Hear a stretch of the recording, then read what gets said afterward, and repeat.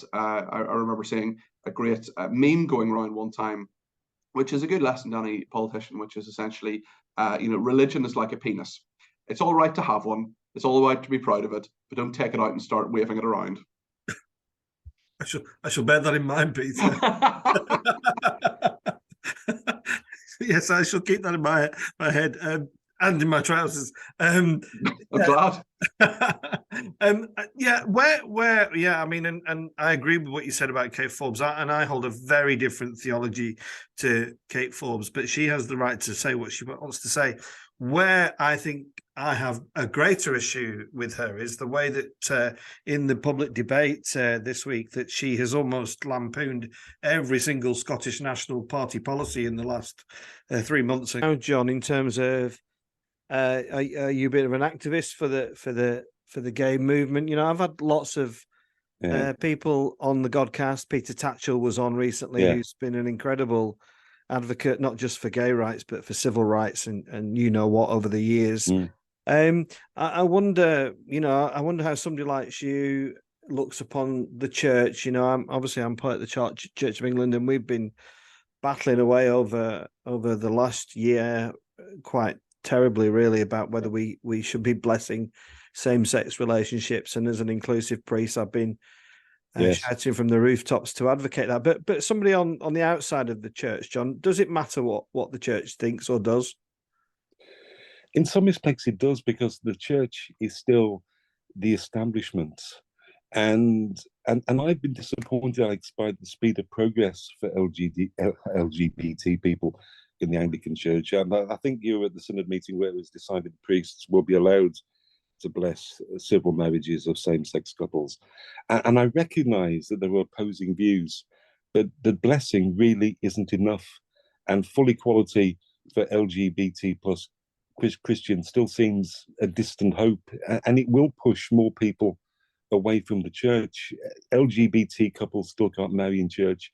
It's a discrimination which is really rather depressing. I think society has moved on, and the church is in danger of being left behind. The final frontier against the secularization of Britain and the secular church that they perceive has gone apostate, and they must stand firm against the devil, because they see me and others who preach what we do as the devil, and therefore they won't give an inch.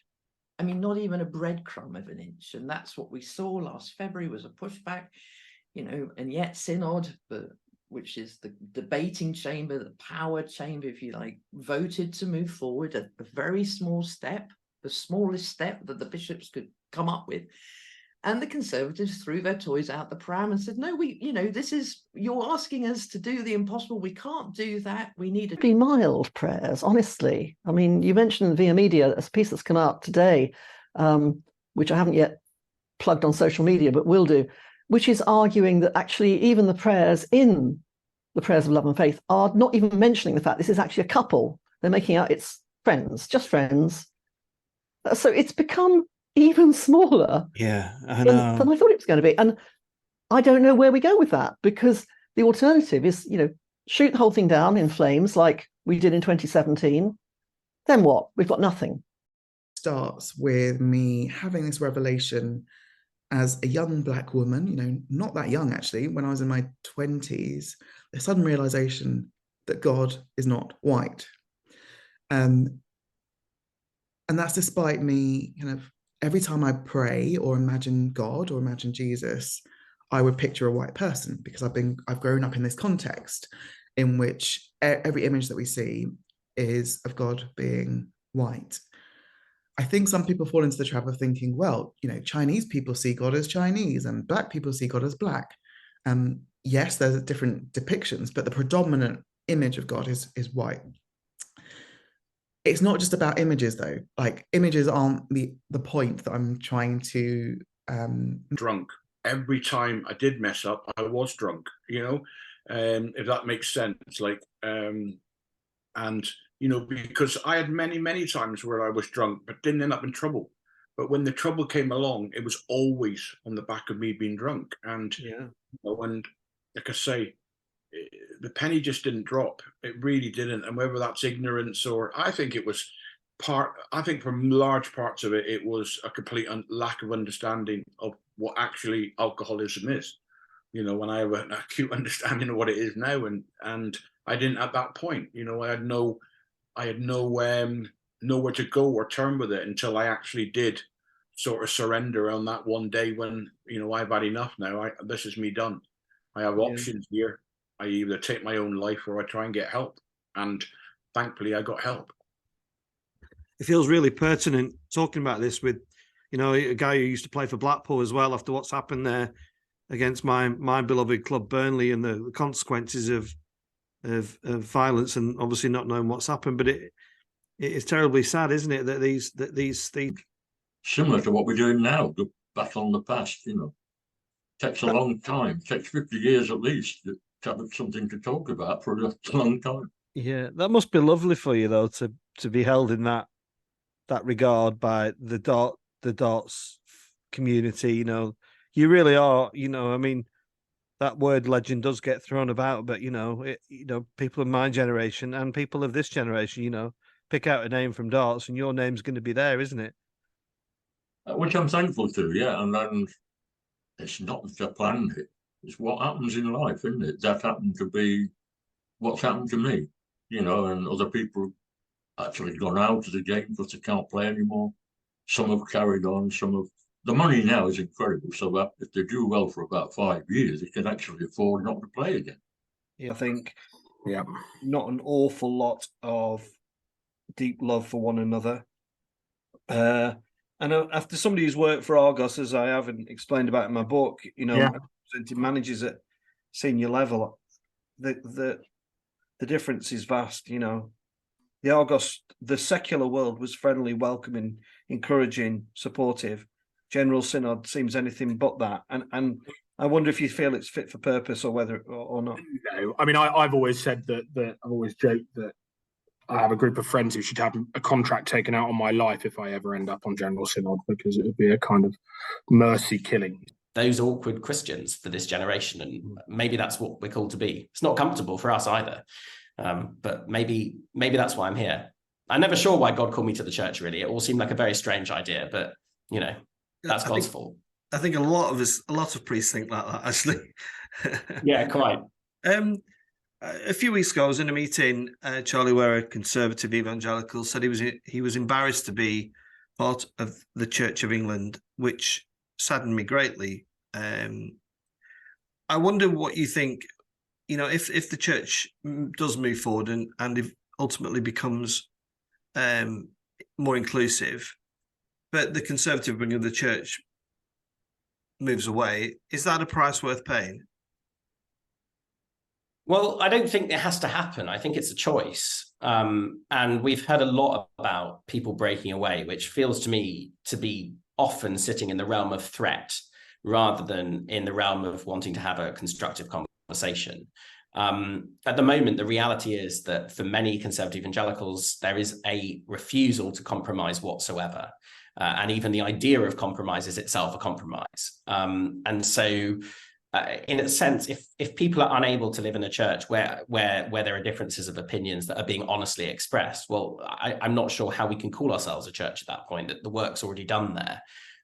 We already disagree. You know, there is grew up, how I was brought up, and my nan, who was the child of Irish immigrant, had this famous phrase. I don't know what your swearing policy is on this podcast, so feel free to bleep it out. Says it is. But my nan had this phrase she said when we were growing up, and it was, "You can't stop them shitting on you, but never let them rub it in." And there was this sort of them, and I don't know if it was really couched in the language of class, but there was a them, and the them ran everything, and we didn't get a say, and there was this sort of sense of struggle, you know, and I grew up with that, and I saw that at school and elsewhere. My calling back into sort of this idea of ministry came through work here in Luton, like I say, with people experiencing homelessness, with sex workers, young lads getting groomed into criminal exploitation. And I saw how badly our society is failing people.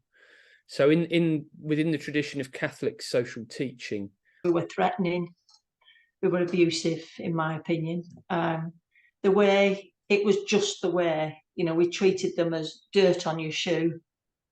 And some people would say, well, so they should be. And to me, you'll get no reciprocity from that. You'll get nothing back from that. So I wanted to change that quite radically.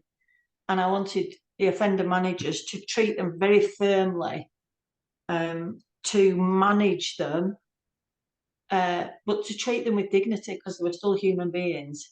And no human being will relate to being told they're a dirty, horrible, filthy paedophile.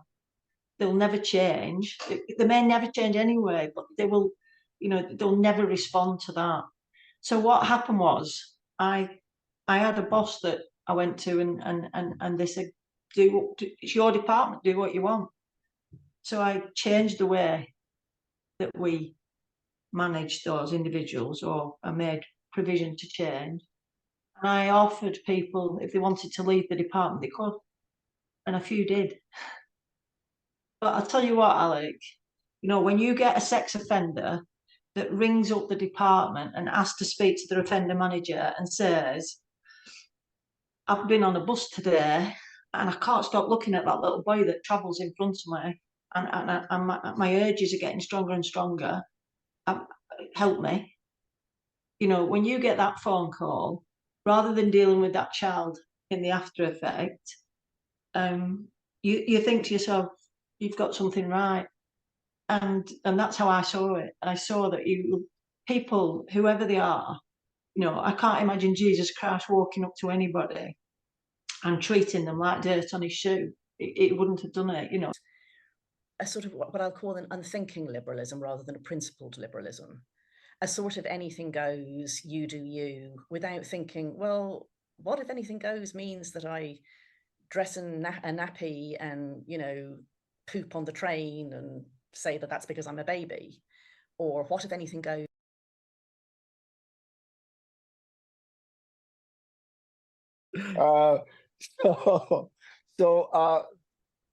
I wrote about it in the book, and my epiphany was very simple. I have been reading the Bible, and I was at my lowest point in my career, but I found a sense of peace. And I'm 30 years old. I'm 30 years old. You know, it's kind of like the door has really it's like the elevator door that goes like this, and you can't open it. It's like that, right? And but I just, you know, I made peace with God, and I kind of made like one-sided agreement, because you really cannot make an agreement with God, I don't believe. But this is what I declare. I declare that as long as my fingers were going to keep moving, I was going to keep playing. But if I never made it as a musician, that's okay. That's fine. My relationship with God will always be more important than being a successful musician or anything else in my life. That is my platform, my base, my foundation, where I stand as a human being, my relationship with God. Yeah. And Bible based, actually. When we're accused of being cafeteria Christians, we pick and choose. I'd say the opposite is the case, because if you really are authentic to the teachings, then you should be involved in a very different struggle. But yeah, there is this idea. It's become a litmus test for our faith. When I was cancelled by all sorts of people, they didn't say to me, do you believe that Jesus is the Messiah? Do you believe Jesus is the Son of God, and by personal relationship with him we're saved? They would say, do you believe that gay people can be married? Well, where did this become the test of my faith? And so it's actually heretical. It's heretical. I don't use that term very often, but it's a form of heresy to reduce Christianity to this question of where do you stand on this issue? And it's an issue of love. So you should say, I stand with love, which is the teaching of Jesus. Absolutely. And another thing came through in the record that we made at that time. And how often does kind of what might have been into the ether, you know, do you sometimes think, gosh, if only this or only that, or Yeah, I think so. I think that you see that some of our peers, Oasis supported us, for example, in Manchester. We can say with pretty much certainty that most of the homophobia in the 66 countries that still criminalize same-sex relations is driven by organized religion, not necessarily by individual people of faith, some of whom are very supportive of LGBT plus rights, but organized religion. So in Uganda, the main impetus is coming from the Church of Uganda, which is an affiliate of the Anglican Communion. There have been occasionally, and that's great. We kind of need that, but for this one, always have in mind the person outside the church, and that doesn't mean dumbing down your Christian faith. We are explicitly Christian. We're kind of unashamed about that. We're someone wanting to speak from within the church, as it were.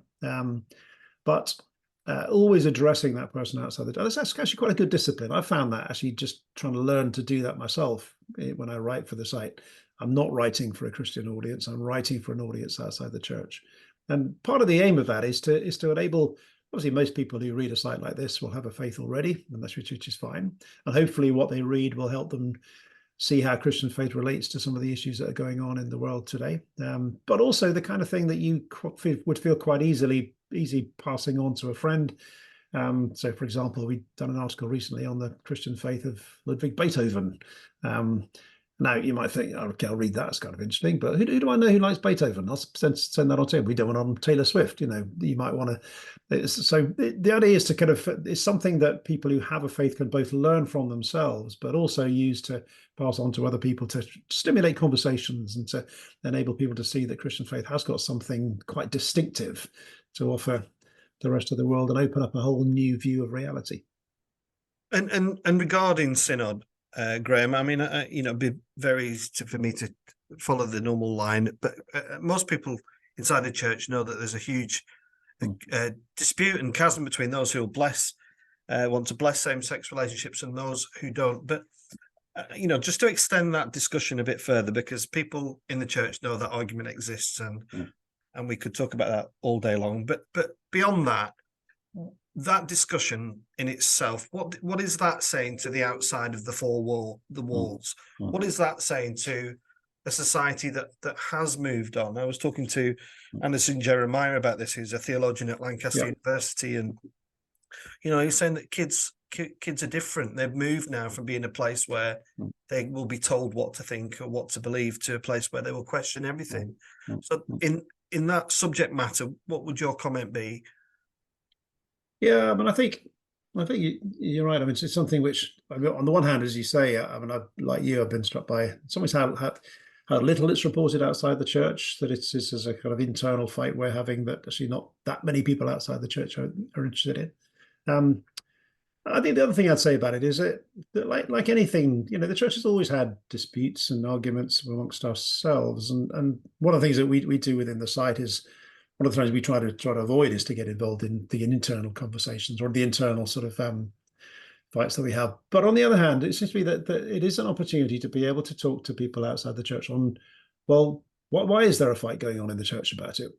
Why do people feel so sort of passionately about it on one side or the other? And so whichever side you take of the debate, it gives you an opportunity to say, well, this is why I feel that we should or shouldn't bless same-sex couples. And that gives you an opportunity to talk about the real heart of Christian faith, because both sort of, sides of the argument, I think, have their reasons as to why they take the view they do, that hopefully go back to the very heart of their understanding of Christian faith. And so therefore, in one sense, a positive way of looking at it is to think this gives you an opportunity to say, well, this is why I take the view I do, and this is where it's rooted in my own Christian faith. Now, that will be different for different people in the argument, but I think that's one way to think about it. Yeah, and one of the other things that I wanted to ask you about is the role of a bishop. Yeah, if anybody's come in for a bit of a kicking over the last few weeks, it's been the bishops for being maybe described as there's been all sorts of suggestions and allegations. Well, hi everyone. My name's Father Alex. I'm the vicar of St Matthew's in Burnley. I'm the host of the Godcast, and I'm delighted to say that joining me on the Godcast today is Martin Oborne. Now, Martin is the vicar of St Michael's, Elmwood Road, Chiswick. Is that right, Martin? Correct. Yes. Yes. Good. And you've been the vicar there since 2012, I believe. Yes. So about 11 years. And you're also the chair of of Watch, which could you just explain to people what that is, Martine? Yes, Watch, Women and the Church. It's a national campaign group for equality for women in the Church of England. And it's sort of there to really raise awareness about discrimination. Things like, you know, when churches will only appoint a male vicar or they won't have a female bishop. But I mean, also, 2/3 of the people who go to church in this country are women. And I see our role really is also, speaking out not just for women, but for all people who face discrimination in our church. Yeah. Okay. Thank you. Well, we'll come back to that in a moment, Martine. First, a little bit about yourself, if that's all right, because I think people who tune into religious podcasts, one of the things that intrigues people is individual callings. Just tell us a bit about how you came to the priesthood. Was it a straightforward process, or did it catch you by surprise? It was a really long journey, partly because of the problems that women have had in the past with their callings. So I was kind of one of those, you know, kind of geeky spiritual kids who like went to church, constantly reading my Bible and everything. And so I can really trace my calling back, I suppose, to time when I was at school, probably about 10, and you know, the teacher was going around the room saying, you know, what do you want to be when you grow up? And you know, one guy was saying, oh, I want to be an astronaut, and like I want to be, you know, the prime minister and what have you. And I said, hold that for a second, or you need to do that, you know, or he'd tell me off for messing about on stage. So it was Panto was great, and now I direct and I write, and I love that. Yeah. I just thinking about what you said there about being with my boss. You know, so do you see your talent as a gift, Mike? You know, I'm chatting. A mate of mine is Jimmy Cricket, whose son's a priest. Then you know, and I've had a few other. Tommy Cannon came on. He's a religious guy. Do you think what you have is a gift that's been given to you? That's a brilliant question, Alex, and one that I can only answer when I see your boss and say, "Did you?" I just feel as if when I was being made, I felt like he put on the arms, he put the legs, and then it even came to the brains. He went, "Oh, we've run out of really good, clever brains, but we've got what's this box? Funny bones. Give him some of them. Give him some of them." And I think, yeah, that's a brilliant question. I just, you know. I think, yeah, everything's a gift, isn't it? But it's a gift. I've been given it, but I've still had to work at it to make it a really good gift. Yeah, that makes sense. You know, I think about this. I mean, I'm not claiming to be funny, but I think some people just say I've got a funny face, but I think people like you know, particularly through like COVID and stuff, you will have made a big difference to people's lives because you've got the gift of laughter in you, and I think the value of that has been undervalued, I think, in the recovery from. Didn't want to, us being us, we didn't want to be part of any kind of scene. We for right or wrong, we kept ourselves very singular and away from the rest of any kind of scene, really. Yeah. And did you enjoy the success, Pete, or was it troublesome? Well, you know, there's a large group of people in that band. You know, did it take much for disagreement to happen? Well, one of the skills that you have to learn as a musician, and it was like just 8 blokes and a driver and a tour manager in minibuses. Touring was intense, you know. Long tours that we did, and spent a lot of time in each other's pockets. One of the skills that you learn is knowing when to sit on your hands and bite your lip, and not, because it can get very heated with a lot of young guys and a lot of egos in the van, and just attitude. Just, you know, I was like 19, 20 and all that stuff, but no, like Hinge and Bracket, for those who can remember those great characters from the 1970s. I don't know why he tolerated me. I don't know why he put up with me, because we just had a most bizarre relationship for 3.5 years afterwards. And in the end, I took a really, really big gamble.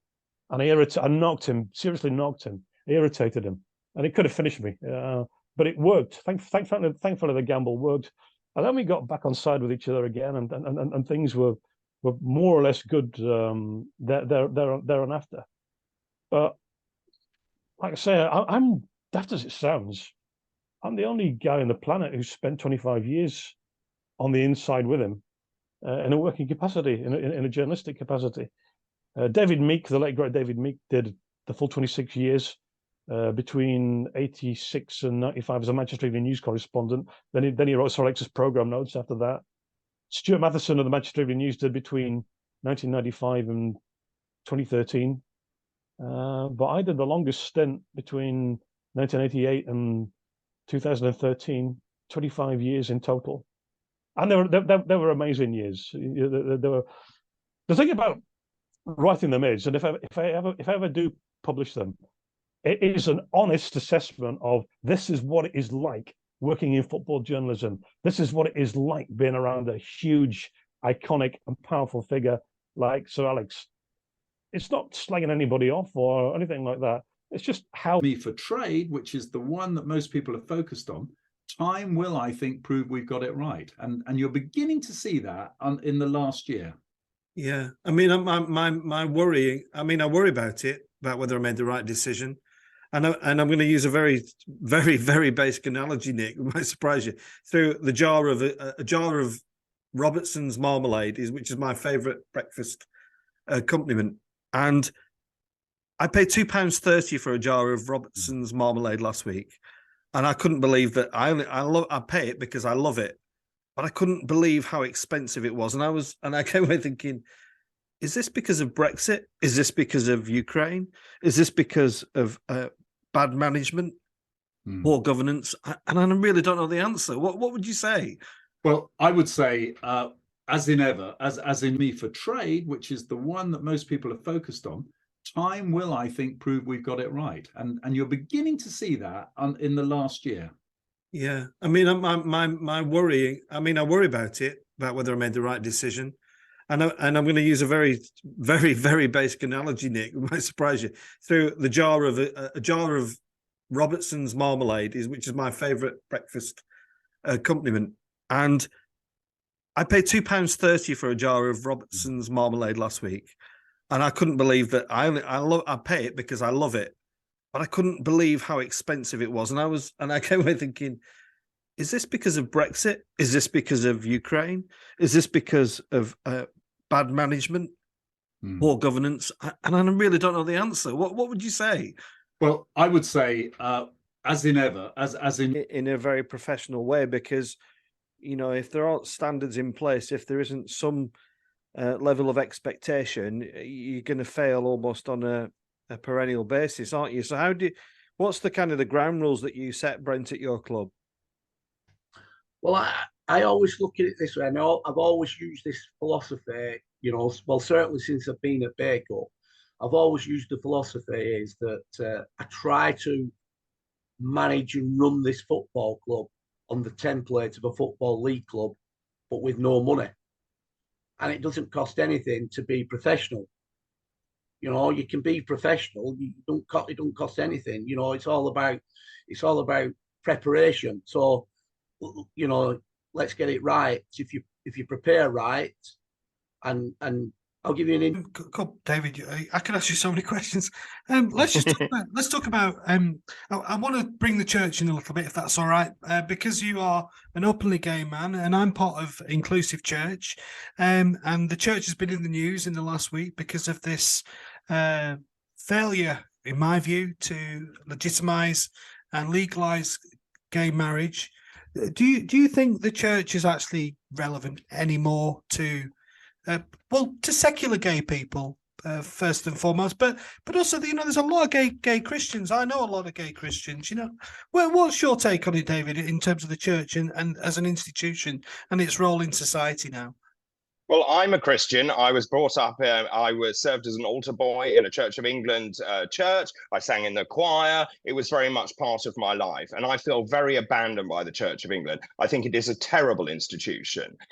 Whilst religion is still very important to me, the organisation, and the fact is, it seems to me you've got a bunch of people who are running the church to suit themselves, and they're not listening to their parishioners. And one of the things that I always say about this is I don't really understand why they've got such a problem with gay marriage when the greatest gift God gave was love.